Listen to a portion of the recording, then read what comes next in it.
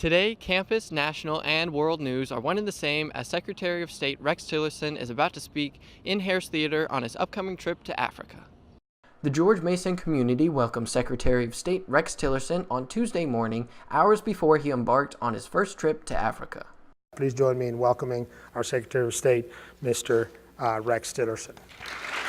George Mason President Angel Cabrera introduced Tillerson by reviewing his past positions as the former CEO of ExxonMobil and the President of the Boy Scouts of America. Secretary Tillerson discussed the administration's goal for the trip. The primary goal is to improve the economic relationship and prosperity between the United States and Africa.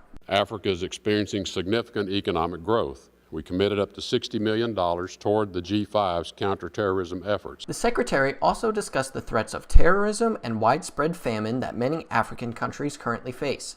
In response to these threats, the United States plans to provide over $530 million in aid to provide emergency food, drinking water, and health programs to those in need.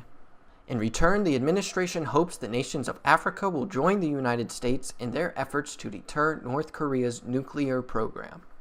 North Korea threatens the entire global community through its unlawful nuclear and ballistic missile programs and proliferation activities, including its arms exports to Africa. Over the course of the week, Secretary Tillerson will visit Ethiopia, Kenya, Djibouti, Chad, and Nigeria. Thank you, and all the best to George Mason.